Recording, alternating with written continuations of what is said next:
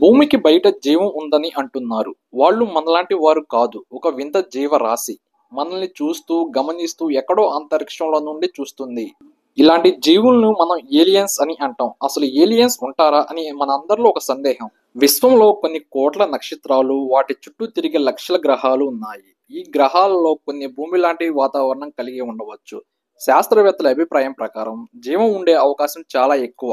మొట్టమొదటిసారిగా 1947లో అమెరికా దేశంలోని రోస్వెల్ అనే ఊరిలో ఒక వింత గ్రహాంతర వాహనం కూలిపోయినట్లు వార్తలు వచ్చాయి. కొంచెం సేపటికి అక్కడికి స్థానిక ఆర్మీ వచ్చి ఫ్లయింగ్ డిస్క్ కూలిందని చెప్పడం జరిగింది. అప్పటిలో ఈ వార్త సంచలనం సృష్టించిందని చెప్పాలి. విశ్వంలో అనేక గ్రహాలు ఉండడం వల్ల అక్కడి జీవులు మనకంటే అధిక స్థాయి తెలివి కలిగి ఉండే అవకాశం ఉంది. ప్రఖ్యాత భౌతిక శాస్త్రవేత్త స్టీఫెన్ హాకింగ్ మాట్లాడుతూ, ఇన్ని గ్రహాలు ఉన్నప్పుడు అక్కడ జీవులు ఉండకపోవడం అసాధ్యమని పేర్కొన్నారు. 1977 ఆగస్టు 15న అమెరికాలోని ఒహియో స్టేట్ యూనివర్సిటీకి చెందిన బిగ్ ఇయర్ రేడియో టెలిస్కోప్ ఒక విశేషమైన రేడియో సంకేతాన్ని గుర్తించింది. జెర్రీ ఎహ్మాన్ అనే శాస్త్రవేత్త ఈ సిగ్నల్ చూసి ఎంతో ఆశ్చర్యపోయి ప్రింటౌట్ పైన వావ్ అని రాశాడు. అందుకే దీన్ని వావ్ సిగ్నల్ అని అంటారు. ఈ సిగ్నల్ చాలా శక్తివంతంగా, స్పష్టంగా 72 సెకండ్ల పాటు మాత్రమే కనిపించింది. అదే సిగ్నల్ మళ్ళీ ఎప్పుడూ కనిపించలేదు. బయట గ్రహాలలో ఎవరైనా ఏలియన్స్ ఉన్నారా లేదా అని తెలుసుకోవడానికి నాసా 1977 సెప్టెంబర్ 5న వయోజర్ 1 అనే అంతరిక్ష యానమును ప్రవేశపెట్టడం జరిగింది. ఈ వయోజర్ 1లో గోల్డెన్ రికార్డ్ అనే డిస్క్ ఉంది. ఇందులో భూమి నుండి కొన్ని సంకేతాలు పంపించడం జరిగింది. అవి ఏమిటంటే సంగీతం, భాషలు, ప్రకృతి ధ్వనులు మరియు చిత్రాలు ఉన్నాయి. ఇది ఒకవేళ ఇతర గ్రహాల్లో ఏలియన్స్ గాని ఉంటే ఏలియన్స్ కు భూమి గురించి పరిచయం చేయడం కోసం దీనిని ప్రవేశపెట్టారు. ప్రస్తుతం వయోజార్ 1 భూమి నుండి సుమారు 167.34 ఆస్ట్రోనామికల్ యూనిట్ల దూరంలో ఉంది. అనగా 2400 కిలోమీటర్ల దూరం. ఇది మనం తయారు చేసిన అత్యంత దూరమైన వస్తువుగా నిలిచింది. ఇప్పటికీ దాని నుండి సిగ్నల్స్ వస్తూ ఉన్నాయి. ఎప్పటికైనా గోల్డెన్ రికార్డ్ డిస్క్ ఏలియన్స్ దగ్గరకు చేరుతుందని భావిస్తున్నారు.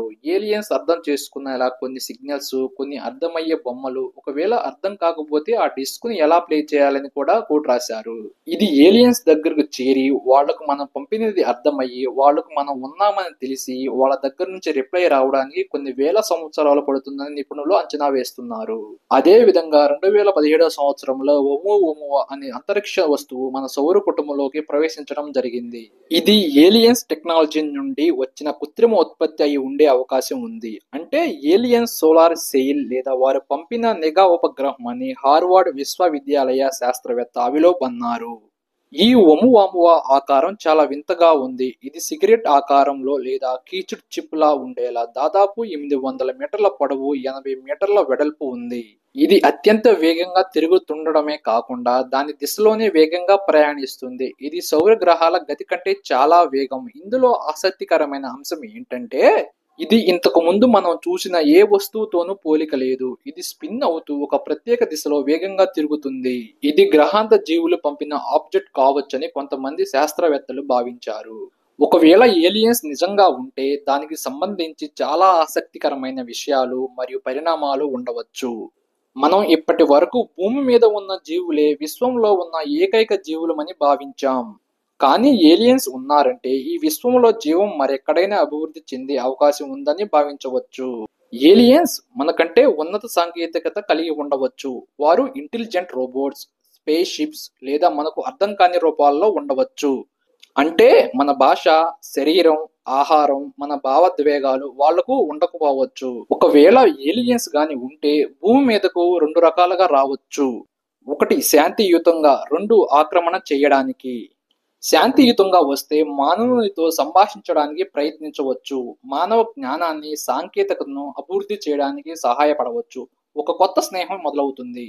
అదే ఆక్రమణకు వస్తే ఇది చాలా డేంజర్. అనేక సినిమాల్లో చూపించినట్లు పోరాటం, భయం, ఇంకా అపరాధాలు జరగవచ్చు. కానీ నిజంగా అలాంటి టెక్నాలజీ వాళ్ళకు ఉంటే వాళ్లతో పోరాడటం చాలా కష్టమే. అసలు ఏలియన్స్ మానవ జీవితం మీద సాంకేతిక ప్రభావం ఎలా ఉంటుందో ఇప్పుడు చూద్దాం. వాళ్ళ దగ్గర అంతులేని ఉత్పత్తి చేసే పద్ధతులు ఉండవచ్చు. ఉదాహరణకు డైజన్ స్పేస్ లేదా 0 పాయింట్ ఎనర్జీ. అంటే మనకు కరెంటు బిల్ అనే మాట విషయం ఉండకపోవచ్చు. అదే విధంగా ఆరోగ్యంలో మార్పులు. వాళ్ళ టెక్నాలజీ వల్ల వృద్ధాప్యాన్ని ఆలస్యం చేయగలుగుతాం. క్యాన్సర్, వృద్ధాప్య సంబంధిత వ్యాధులు, వ్యాక్సిన్ల అవసరం లేకుండా చేసే సాంకేతిక పరిజ్ఞానం మనకు రావచ్చు. అదే విధంగా మానసిక సామర్థ్యాలలో పెరుగుదల.